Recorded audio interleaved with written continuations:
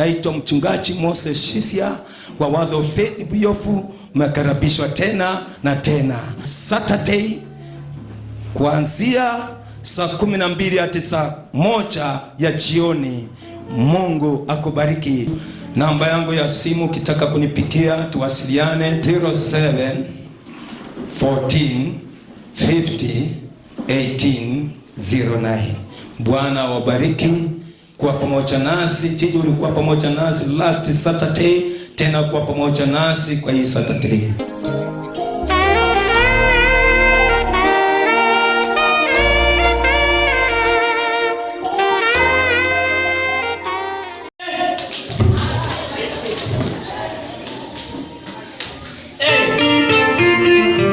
Tunataka tumsifu Bwana. Nataka ishara mikono. Ishara mikono. Hii pande imekuwa na shida sana.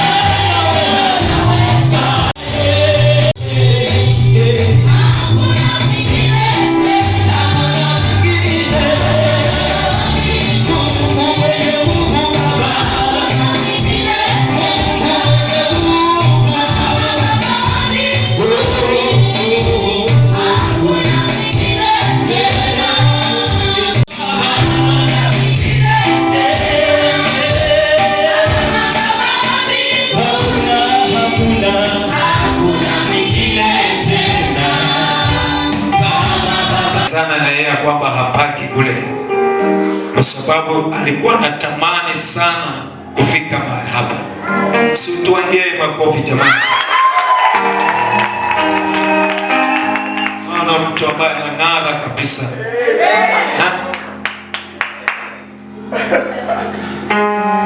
Amina.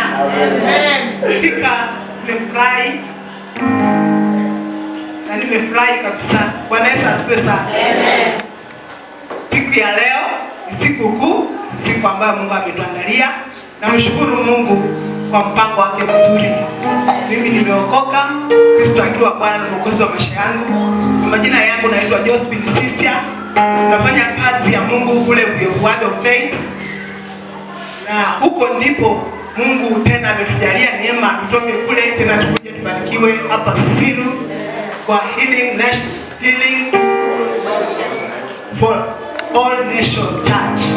Na ninashukuru Mungu kutulete mahali hapa. Hakika imekuwa ni furaha yangu nikaweze kupatikana siku ya leo mahali hapa, siku ya leo. Kwa maana ni muda mrefu na ni wakati mrefu na ni kila wakati huwa natamani, kila wakati huwa ninapanga. Hata wakati mchungaji alikuja nilitamani sana kufika, lakini haikuwa wakati wa Mungu. Wapendwa, mnaweza kaa chini, Mungu awabariki. Amen. Na nashukuru Mungu kwa siku ya leo, ni Mungu mwenyewe ametuandalia sisi tufike mahali hapa, na wapendwa ambao tumetembea nao, Mungu awabariki.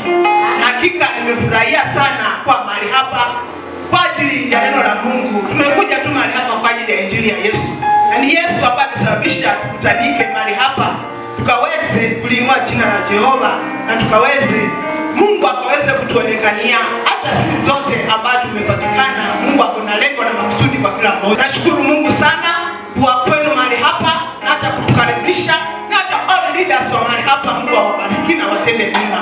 Asanteni kutupokea na Mungu wa majeshi awabariki. Asante Baba, Mungu akubariki na kutumikia kwa njia kuu kunipa hii fursa.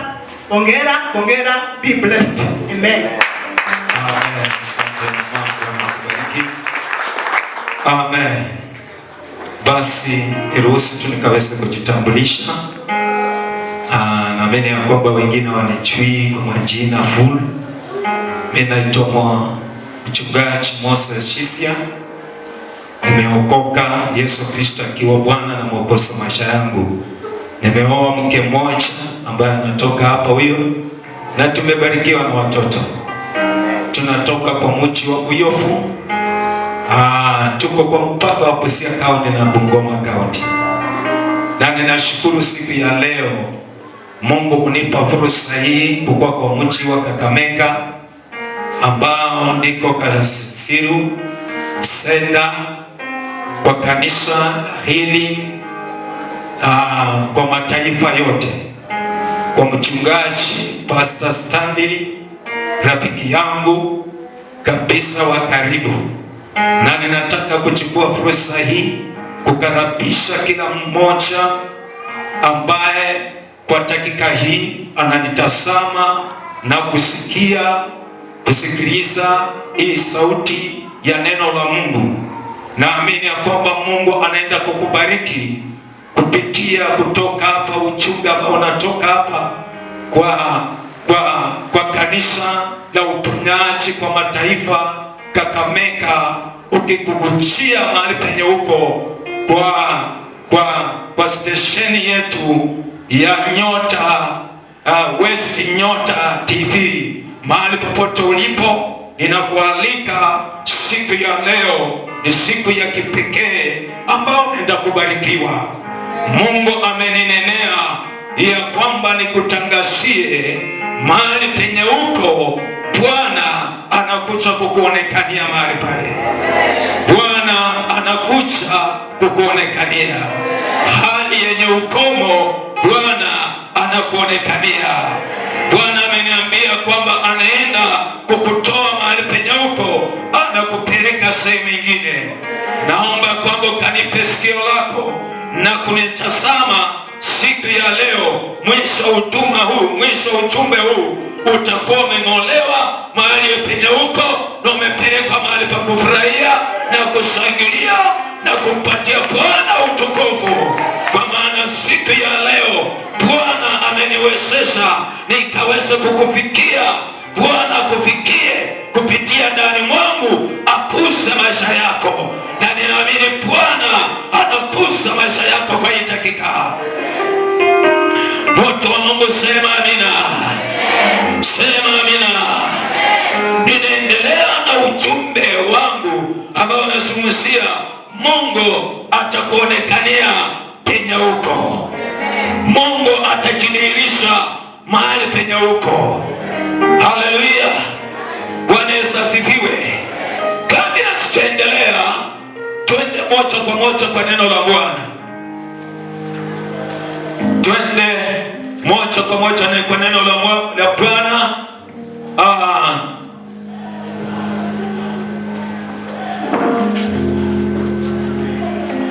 Twende kwa kitabu cha Danieli mlango wa 3.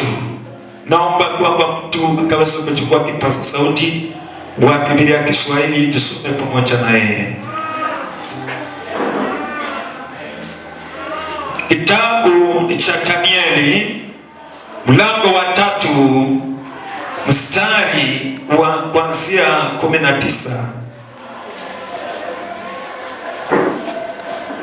Kitabu cha Danieli mlango wa 3 mstari wa 19 hadi 25.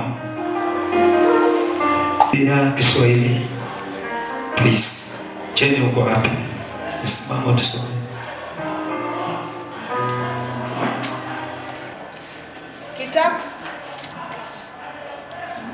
Kitabu lango ni wa 3 mstari wa 19.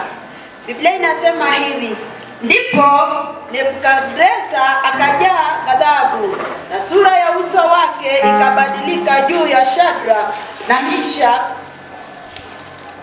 Meshaki na Abednego. Basi akatoa amri watie moto ile tanuri mara 7 kuliko desturi yake ya kutiwa moto. 20. Kisha akawaamuru baadhi ya watu mashujaa wa jeshi lake kuwafunga Shadraka na Meshaki na Abednego na kuwatupa katika ile tanuri iliyokuwa ikiwaka moto. 21. Basi watu hao hawakufungwa, hali wamevaa suruali zao na kanzu zao na joho zao na mavazi yao mengine, wakatupwa katikati ya ile tanuri iliyokuwa ikiwaka moto. 22. Basi kwa sababu amri ya mfalme ilikuwa ni kali na ile tanuri ilikuwa ina moto sana, mwako wa ule moto ukawaua wale watu waliowashika Shadraka na Meshaki na Abednego. 23. Na watu hao watatu, Shadraka na Meshaki na Abednego, wakaanguka hali wamefungwa katikati ya ile tanuri iliyokuwa inawaka moto. 24. Ndipo Nebukadneza akastaajabu, akainuka kwa haraka, akanena, akawaambia mawaziri wake, je, hatukutupa watu watatu hadi wamefungwa katikati ya moto?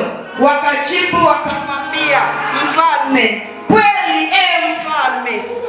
25. Akajibu akasema, tazama, mimi naona watu 4, nao wamefunguliwa, wametembea katikati ya moto, hali hawana dada, na sura yake yule wa 4 ni mfano wa mwana wa miungu. 26. 25 hiyo. Pokea utukufu, pokea sifa, kwa sababu umetupa neema hii kusikia kutoka kwako na kubarikiwa kutoka kwako. Naomba tu ukaweze kujidhihirisha kwa ibada hii na hata kwa Kenya mzima, yoyote mahali popote mtu alipo, ujumbe huu unapomfikia, nena kwa maisha yake, komboa maisha yake, ukaponya maisha yake. Asante Baba wangu kwa sababu umenichagua leo kunitumikia kwa hii masaa kama chombo mikononi mwako ya kugeuza maisha ya watu na utukufu urudie. Kwa Yesu Kristo tunaomba tukiamini, amen. Nimesema kwamba nataka ningependa kuzungumzia ujumbe ambao unanizungumzia kuhusu Mungu atapatikana ama atatokea kwa hali ambayo uko. Mungu atajitihirisha kwa hali ambapo uko. Mahali penye uko Mungu ataonekana. Kila mtu ambaye ako hai, maisha huendelea, masiku huendelea, miaka huongezeka, masiku huongezeka. Hii inamaanisha kwamba uko safarini, uko natembea, japokuwa mambo inaonekana kwamba haisongi, lakini miaka inaongezeka, siku zinaongezeka, miezi inaongezeka kwa maisha yako. Basi inaonyesha kwamba haya maisha ambayo tuko safarini, na kwa hii safari kuna mahali unafika ambapo unafurahia, na kuna mahali pengine unafika mahali ambapo hautafurahia, mahali pengine utafika ulie, mahali pengine utafika ulie na hata usikie uchungu, uomboleze. Basi nataka kushukuru Mungu wetu ni mwaminifu. Wakati unapomwamini yeye, ukitembea kwa hii safari, mahali popote utakanyaka, Bwana atadhihirisha ukuu wake. Haijalishi utakuwa umefika wapi, mahali pa kupingwa, mahali pa vita, mahali pa upinzani, utafika kwa hiyo majira. Hata unapotaka kuomba, unapoomba unasikia uzito, unapofanya chochote unajikuta kwamba haufurahi, lakini hapo ikiwapo na mwamini Kristo, atajidhihirisha mahali pale, ataonekana mahali pale. Nasema Mungu wetu ni Mungu mwaminifu. Haijalishi umefika wapi, Bwana atajidhihirisha mahali pale. Unaweza kuwa kwa hii safari umefika mahali ambapo magonjwa ndio ambayo wipo kwa nyumba yako, magonjwa ndio wipo kwa mdomo wako, mahali pale Bwana anajidhihirisha kuonyesha ukuu wake wa uponyaji mahali pale. Maandiko inasema kwamba siku moja Danieli wakiwa katika nchi ya Babeli, hawakukuwa wa nchi hiyo, hawa walikuwa wameshikwa mateka wakapelekwa Babeli, si nchi ya kwao, wamekaa sio taifa la kwao. Mpendwa, tunakaa katika nchi hii, lakini hapa sio kwetu. Siku moja tutarudi kwa Baba. Katika nchi hii kuna sheria zake. Kwa nchi ambayo tunakaa kuna jaa maovu, kuna jaa upinzani, kuna jaa vita. Lakini katika nchi hii mahali hapa tunakaa, ijapokuwa kuna jaa vita, ijapokuwa kuna jaa magonjwa, ijapokuwa kuna jaa upinzani, lakini Bwana atukuzwe, kwa maana yeye alimtoa Kristo akakuja hapa duniani ambao tunakaa, ambao sio kwetu, ili atuokoe na atubadilishe, atuinue kwa maisha yetu. Maandiko yanasema Danieli wakiwa katika nchi ya Babeli, na kipenda unisikia vizuri, wanakaa nchi ambayo si ya kwao, wanaishi kwa serikali ambayo si ya kwao, kwa maana walitoka kule kwa Wayahudi wakiwa na mjua Mungu aliyeumba mbingu na nchi, lakini wamefika kwa nchi wanaabudu huyo Mungu wakiwa kwa hiyo nchi, lakini nafika wakati wa kupigwa ya kwamba wasiabudu huyo Mungu. Maandiko yanasema mfalme siku moja akainuka, Nebukadneza akatengeneza sanamu, akasema kwamba inatoa amri ya kwamba kila mwanadamu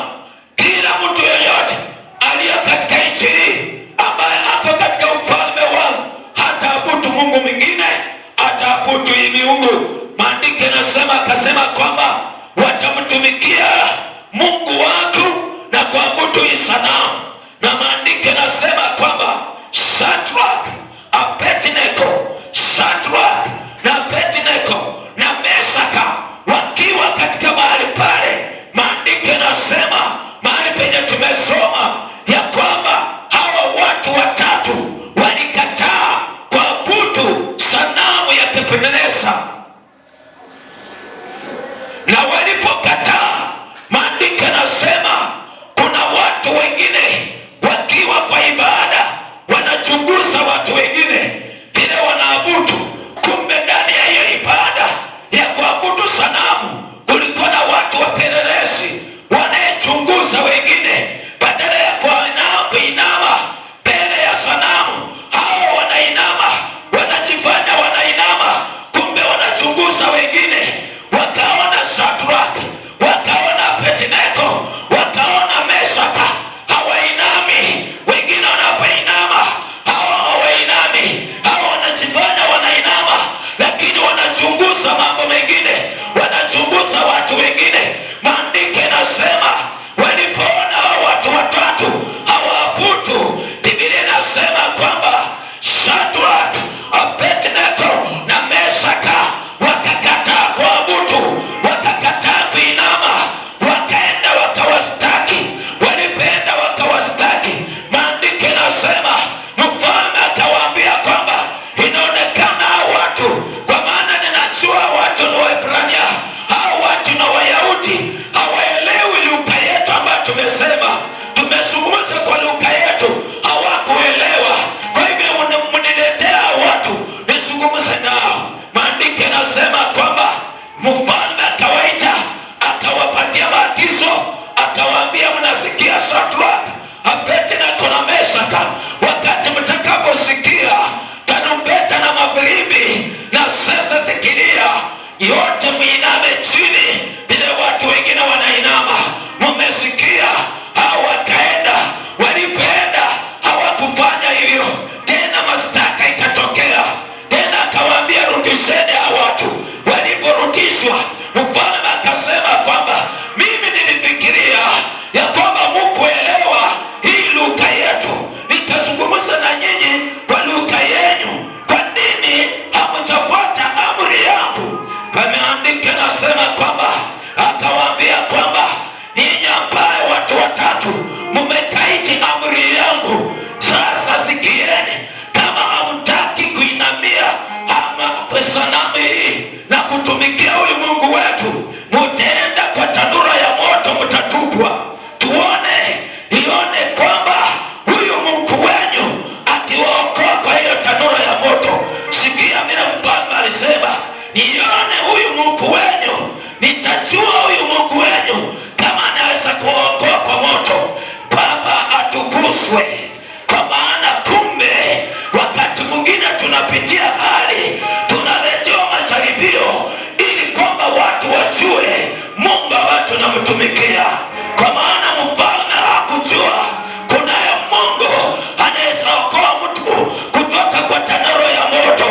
Kunaye Mungu aliye na uwezo zaidi ya mfalme, na Mungu atukuzwe mchana wa leo. Ninajua kwamba watu wengine wamepangiwa mipango, wamekaa wakiabudu Mungu, lakini kuna watu wakakaa kule nyumbani wakakupangia mipango, wakasema wewe ni mchungaji,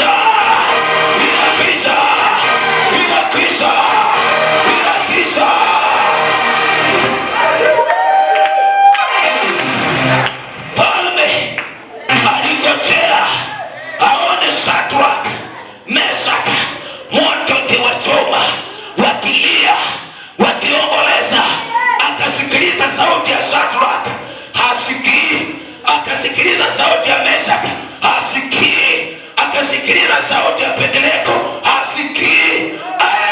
Akasema kuna kitu kuna imetokea, au watu walitupwa tu wakakufa, ama kuna kitu, yani hawani nini inaendelea. Akasimama kaenda kuchungulia, aona wanaume gani wanachomeka tukio wamenyamaza. Alipokuwa anachungulia akaona Meshaki anatembea, nguo zake zote hazitatomeka, hata kiatu haitatomeka. Akachunguza tena akaona Abednego anatokea, kanasema ndio hii. Baada ya kuona Abednego akaona tena mwingine ndiye anatembea, kama pata anachunguza akaona wanne, akashtuka. Akashtuka, inasema watashtuka, watashtuka, watashtuka,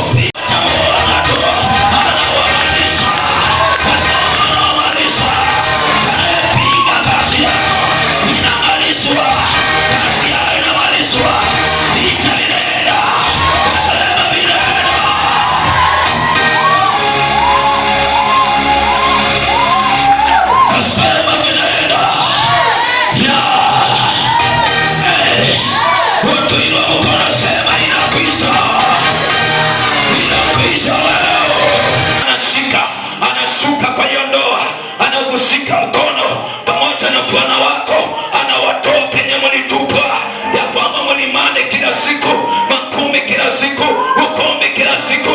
Bwana anakutoa, nasema Bwana anakutoa, Bwana anakutoa. Ninaona Bwana akikutoa, ninaona Bwana akitembea na wewe akikutoa. Kuna wengine mlitupiwa madawa, mlitupiwa uganga, mlitupiwa mapepo, inasumbua biashara yenu, inasumbua watoto wenu. Bwana anawashika mikono hao watoto, wanaenda shuleni, anarudi nao, anawashika mikono, wanasoma, wanamaliza. Nasema hawatakwama, na watangazia hawatakwama.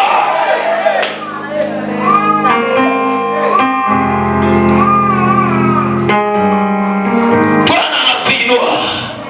Kama alishika Pastor Sisia akamtoa kwa ulevi, akamtoa kwa baa, akanishika mkono, ninahubiri injili, ananitumikia, ninahubiri injili. Leo anakushika mkono ya mwanaume, nasema anakushika mkono. Mkono wa Bwana unanyorosha juu ya maisha yako.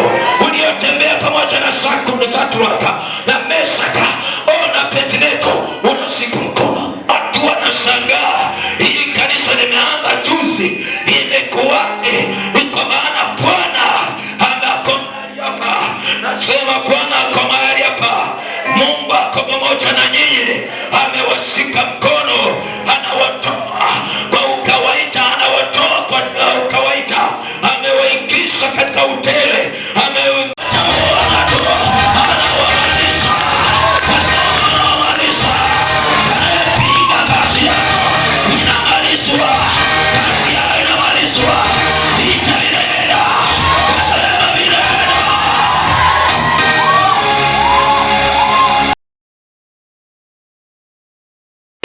inamtoa hiyo hali ya kukataliwa katika jina la Yesu.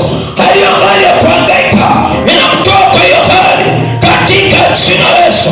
Ninatangaza upya kwa maisha yake, ninatangaza mwanzo mpya, ninatangaza upenyezi, ninatangaza uponyaji, ninatangaza kuinuliwa, ninatangaza amani, ninatangaza ushindi katika jina la Kristo.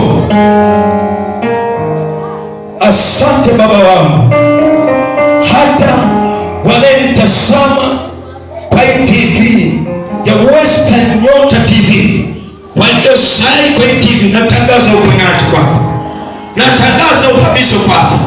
Mahali ulipo hapo, Bwana anakuhamisha sahi, anakutoa hapo mahali sahi, anakutoa kwenye magonjwa sahi, anakutoa kwa hiyo tanura ya moto sahi, ambao wapanga waliakisha moto kwako, waliakisha moto kwa ndoa yako, waliakisha moto kwa biashara yako, ya kwamba usikae kwa hii biashara. Sasa ukumalize, hautamaliza hii biashara. Ninatangaza hiyo moto kusimika na biashara yako kuendelea, moto kusimika kwa ndoa yako na mwendo wako kuendelea, moto kusimika kwa masomo ya watoto wako yanaendelea katika jina la Yesu. Asante Baba kwa uponyaji, asante kukomboa mtu, asante kufungua mtu, asante kuinua. Natangaza ninatangaza kwa uponyaji, natangaza uponyaji, ninatangaza afya,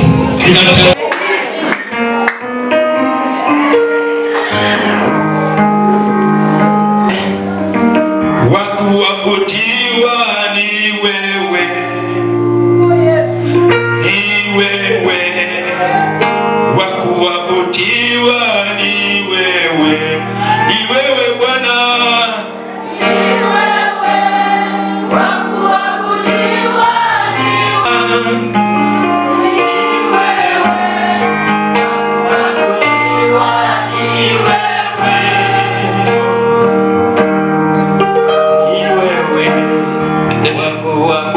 ninaona maadui wako wakianguka, ninaona wakitawanyika kwa njia yako, ninaona wakiachilia, wakitoka kwa njia. Mzee, ninaona mambo ikibadilika.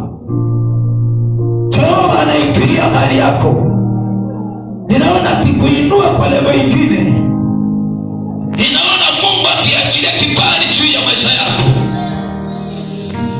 Shandarabekaba basanda. Bwana anapiinua mzee. Bwana anapiinua. Bwana anapiinua. Bwana anapiinua. Bwana anapiinua. Bwana anapiinua. Wewe na jamii yako Bwana anapiinua. Sikia Baba. Baba anasema napiinua. Ninapiinua. Ninapiinua. Ninapiinua. Ninapiinua. Ninapiinua wewe. Ninapiinua. Ninapiinua. Ili kwamba uwe baraka kwa watu wengine. Uwe msaada kwa watu wengine. Uwe jibu kwa watu wengine. Uwe suluhisho kwa watu wengine. Ninapiinua. Ninapiinua. Hautaomboleza. Hautalia. Hautahangaika. Ninaachilia. Ninaachilia kibali juu yako kisicho cha kawaida. Unaenda kupenya. Unaenda kuendelea. Unapita penye hapitiki. Unaruka miteka ambayo iliyotekwa unairuka. Utafanya vitu vya kawaida kwa maisha yako. Nasa nguvu za Mungu ndizo. Nguvu za Mungu kwa tayari mzee. Kwa tayari Baba anaachilia pingu kwako. Mungu anaachilia pingu. Ninaona Yesu anakuja. Anakuja. Anakuja tu ameshika mafuta kwa mikono yake. Anakumwakilia. Anakumwakilia anasema, hii adui hawatakusongea. Hii adui hawatakukaribia. Hii adui hawataongea. Wanapokawa kwa vikao vyao kabla hawajakufikia. Bila Yesu anakuja. Mzee uko tayari kuinuliwa. Mzee uko tayari kuinuliwa. Mzee uko tayari. Baba anaachilia. Receive.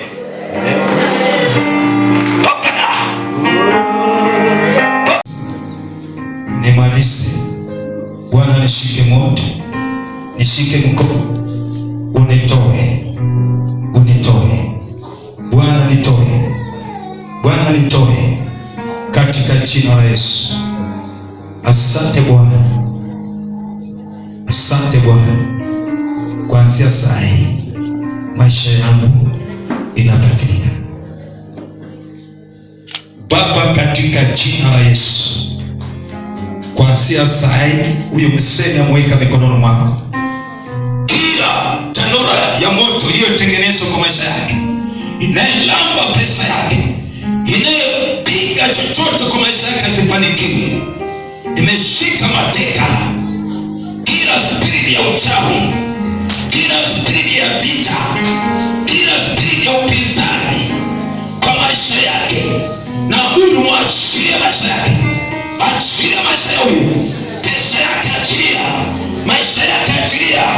Kila kitu ambacho kilitumwa kwa mzee kutoka kwa kambi ya Ibilisi kutawanyisha mali yake, kutawanyisha maisha yake, anakaa maisha kukandamizwa, linaharibu katika jina la Yesu Kristo. Natangaza Mungu, mzee umefunguliwa.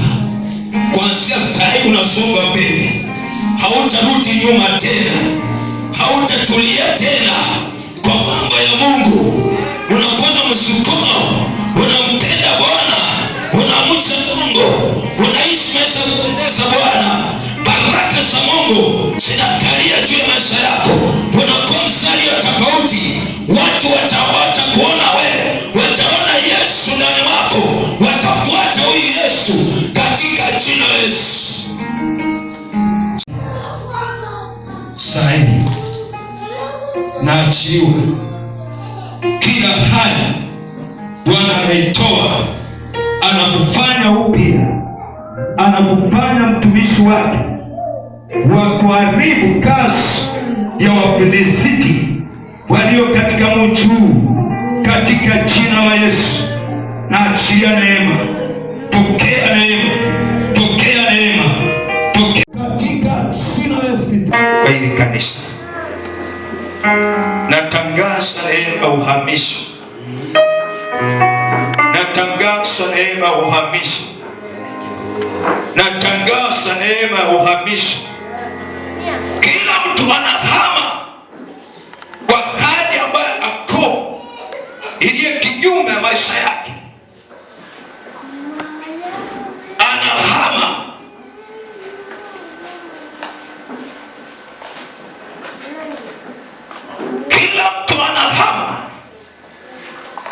ninamhamisha, ninamtoa mahali penye alikuwa, ninamtoa, ninamwingiza kwa la mingine ambayo kufurahia na kukaa kwa amani katika umoja.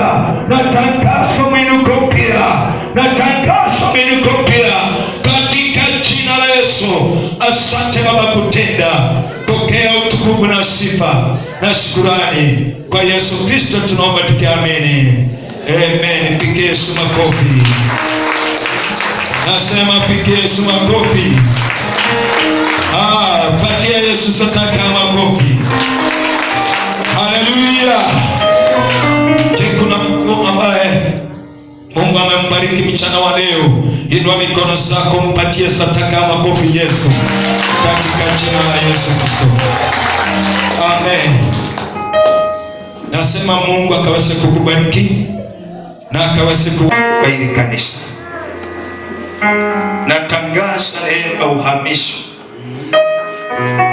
Natangaza neema uhamisho. Natangaza neema uhamisho. Kila mtu anahama kwa hali ambayo ako iliyo kinyume maisha yake. Anahama.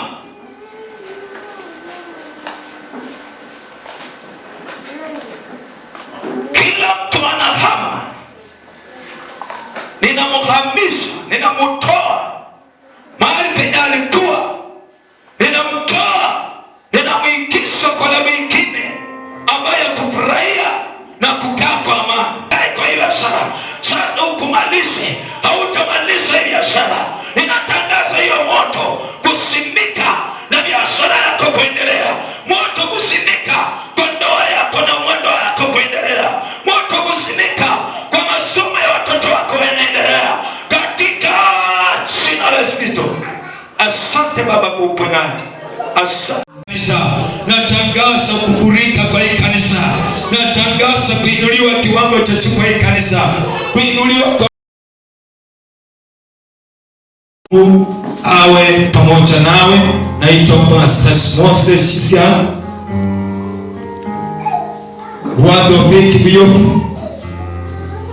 Bwana awabariki ambao mmekuwa pamoja nasi kwa ibada hii pamoja. Mungu awabariki, Mungu awainue. Ukitaka kuwasiliana pamoja nasi ama nami, namba inapita hapo chini 007 14 50 18 09 07 14 50 18 09. Bwana akubariki. Asanteni wote ambao mnakuwa pamoja na sisi kila Saturday kuanzia saa 12 ya jioni hadi saa 1. Bwana wabariki, Bwana watende mema. Wote ambao wamenipigia simu, tukiongea kwa simu, nimewaombea, naendelea kuwaombea na tuendelee kwa pamoja.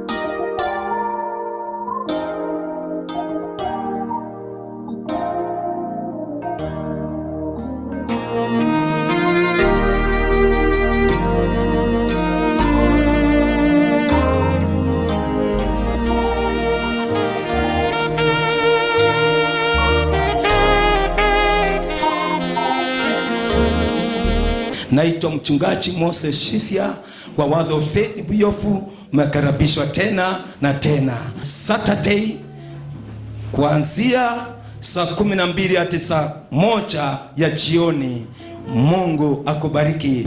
Namba yangu ya simu kitaka kunipikia tuwasiliane 07 14 50 18 09. Bwana wabariki kwa pamoja nasi. Tiji ulikuwa pamoja nasi last Saturday, tena kwa pamoja nasi kwa hii Saturday.